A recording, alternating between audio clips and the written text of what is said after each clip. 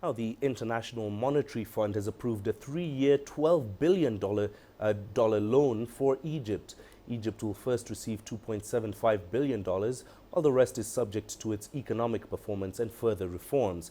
The country is currently facing high unemployment and a budget deficit of 12% of GDP.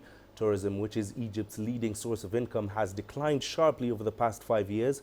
Last week, the country floated its currency in an attempt to strengthen confidence in the economy. The government also increased interest rates by 3 percentage points to 14.75%. The bailout is expected to help the country out of its deep economic crisis. Right now, let's get you more on that story now. I'm joined live from Cairo by CCTV's Yasser Hakim. Yasser, how are Egyptians reacting to the news of this deal? Well, you've got two type of reactions. It's mixed. You've got the officials and experts, and they're welcoming this deal very much, saying that Egypt needs the IMF loan, not just the money itself, but the agreement with the IMF opens the door, gives the green light for countries, or say that Egypt is safe for investment, so you can have international investors now feeling that it's the right time to invest in Egypt. Also for donor countries to give in, we expect another $6 billion of aid in the next few months.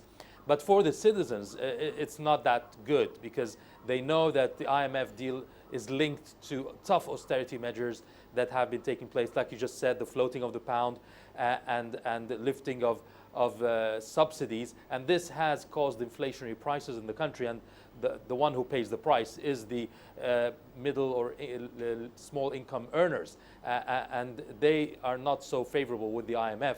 But at this point, they say that we have to wait and see if we'll see any good results coming up later on, that Egyptians can feel the difference in the economic development. Yasser, of course, Egypt's been struggling in several sectors of its economy. Where exactly will this money be going to? Well, part of the money will be going to the foreign reserves. Now, Egypt's foreign currency reserves have dropped in the last 5 years by 2/3. And at this point, it barely covers 3 months of basic necessities. And that's a dangerous level. To be on the safe side, you need at least 6 months.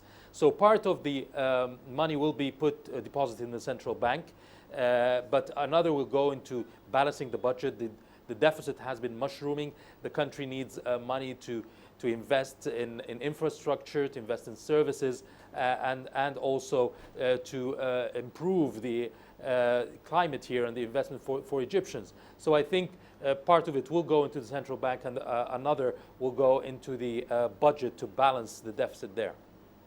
And finally, getting into the details, what exactly is the disbursement and repayment schedules, and how much exactly of a burden will this loan be for Egypt? Now, we haven't received any information on the repayment facilities at this point. We're waiting to know more details. The government has not given us the details on the reimbursement and the payment terms. But it is a loan that will be a burden on the budget. It's $12.5 billion. That's not a small amount.